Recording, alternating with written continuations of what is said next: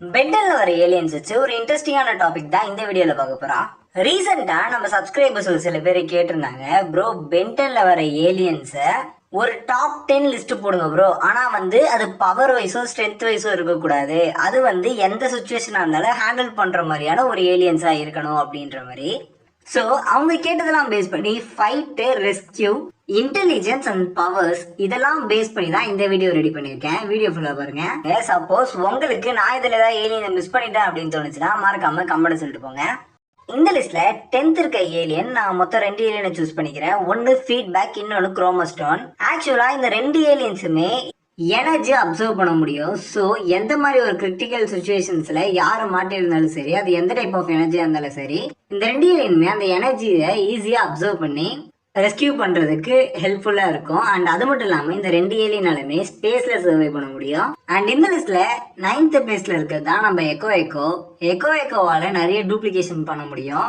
So அப்படி duplication பண்றது மூலியமா இன்கேஸ் யாருக்காவது ஏதாவது ஒரு ப்ராப்ளம் அப்படின்னா ரெஸ்கியூ பண்ண ஈஸியா இருக்கும். அண்ட் அது மட்டும் இல்லாம இதோட சானிக் பேஸ்டு அட்டாக் இருக்கனால ஒருவேளை ஏதாவது எனிமீஸ் அட்டாக் பண்ண வந்தாலும் இதால டெஃபிட் பண்றது ஈஸியா இருக்கும். அண்ட் அது மட்டும் இல்லாம இது டூப்ளிகேஷன் பண்ணி ஒரு குளோனை மட்டும் சேஃபா தனியாக எடுத்து வச்சுக்கிட்டாரு அப்படின்னா மொத்தம் எக்கோ கூட்டத்தையும் அழிச்சாலும் சரி, அந்த ஒரு குளோனை வச்சு மற்ற குளோன்ஸ் திருப்பி ரீக்ரியேட் பண்ணிக்கலாம்.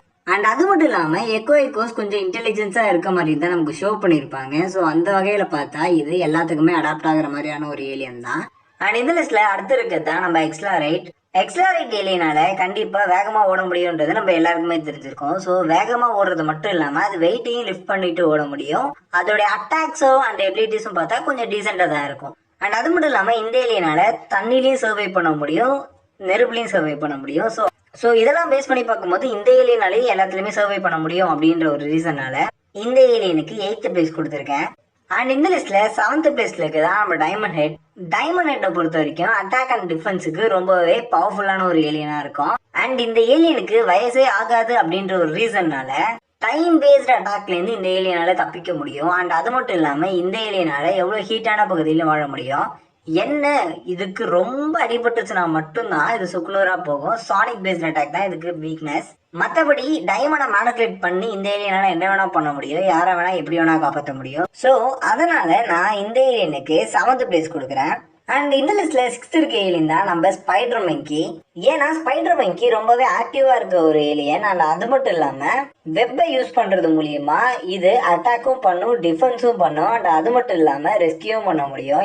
அண்ட் இந்த லிஸ்ட்ல 5th பிளேஸ்ல இருக்கதான் ஸ்வாம் ஃபயர் ஏலியனால ஃபயரை ஜென்ரேட் பண்ண முடியும். அண்ட் அது மட்டும் இல்லாம ஃபயரை அப்சர்வ் பண்ணிக்க முடியும், பிளான்ட்டை மேனிபுலேட் பண்ண முடியும்.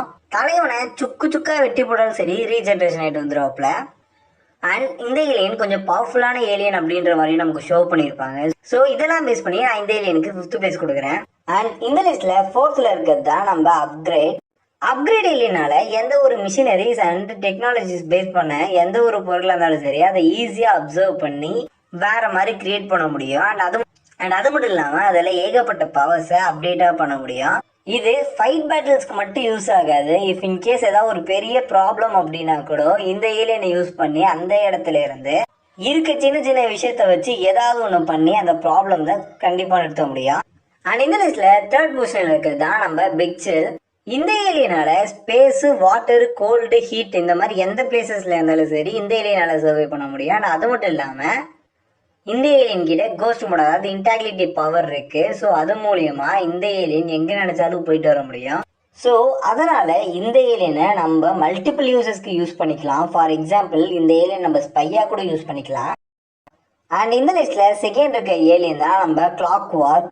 ப்ராப்ளம் என்ன மாதிரியான ப்ராப்ளம் வந்தாலும் சரி இது கிட்ட டைமை கண்ட்ரோல் பண்ற பவர் இருக்கு, டைமை மேனிபுலேட் பண்ற பவர் இருக்கு. இந்த ஏலியனை யூஸ் பண்ணி நம்ம நடக்கிறத முன்னாடியே கொஞ்சம் ஸ்டாப் பண்றதுக்கான சான்சஸ் நிறையவே இருக்கு. இந்த லிஸ்ட்ல 1st பிளேஸ்ல நான் மொத்தம் 4 ஏலியனை சூஸ் பண்றேன். என்னடா இவ்வளவு நேரம் ஒவ்வொன்று சொல்லிட்டு திடீர்னு 4 வர அப்படின்லாம் கேட்காதீங்க. அந்த 4 ஏலியன் என்னென்ன அப்படின்றத ஃபர்ஸ்ட் சொல்லிடுறேன். Grey matter, group, brainstorm and forums. Grey matter and brainstorm 2 பேருமே பார்த்தீங்கன்னா ரொம்பவே இன்டெலிஜென்ட்டான ஒரு ஏலியன். ஸோ அதனால இவங்க 2 பேரும் அந்த ஸ்பாட்ல கிடைக்கிறத வச்சோ இல்ல இருக்கிறத வச்சோ ஒரு டிசிஷன் எடுத்து ஹெல்ப் பண்ண முடியும், தப்பிக்க முடியும். ஆனா என்ன ஒரு விஷயம் அப்படின்னா கிரே மேட்டர் சின்னதா இருக்கனால இங்க போய் எசக்கு பஸ்கா மாட்டிக்கிட்டாருன்னா ஒன்றும் பண்ண முடியாது. அண்ட் கூப் அண்ட் ஃபோரம் சொல்லியிருந்தேன். கூப் பார்த்தீங்கன்னா அதோட ஆன்டி கிராவிட்டி ப்ரொஜெக்டர் மட்டும்தான் அதுக்கு பெரிய வீக்னஸாக இருக்குமே தவிர மற்றபடி ஒரு பவர்ஃபுல் ஏலியன் அது மட்டும் இல்லாமல் அழிக்கவே முடியாது அப்படின்ற ஒரு ஏலியன் அப்படின்னு எடுத்துக்கிட்டோம்னா கண்டிப்பாக இது ஒன்று. இது நினச்சதுன்னா எங்கே வேணால் போக முடியும். ஆனால் என்ன ஆன்டி கிராவிட்டி ப்ரொஜெக்டரை சேர்த்து கூப்பிட்டு போனோம். அண்ட் ஃபோர் ஆர்ம்ஸை நிறைய டைம் நம்ம பென்னு டிரான்ஸ்ஃபார்ம் ஆகி from the classic to Omniverse வரைக்குமே எல்லா இடத்துலையுமே ஃபோர் ஆர்ம்ஸாக மாதிரி நிறைய இடத்துல ரெஸ்கியூ பண்ணியிருப்பாரு, ஃபைட் பண்ணியிருப்பாரு, அந்த இடத்துல இருந்து எஸ்கேப் ஆயிருப்பாரு, எக்ஸெட்ரா எக்ஸெட்ரா. ஃபோர் ஆர்ம்ஸ் வச்சு ஒரு பண்ணாத வேலையே இல்லை.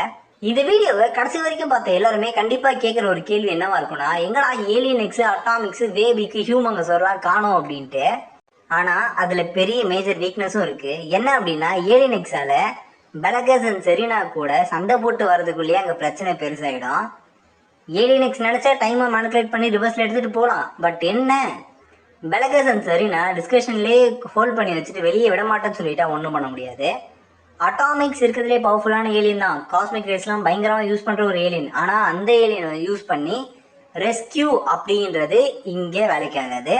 ஹியூமங்கஸோரை எடுத்துக்கிட்டோம்னா சின்ன இடத்துல தலைவனால போய் எதுவும் பண்ண முடியாது. அண்ட் அது மட்டும் இல்லாமல் ஸ்பேஸ் அண்ட் வாட்டரில் இந்த ஏலியனால சர்வை பண்ண முடியாது.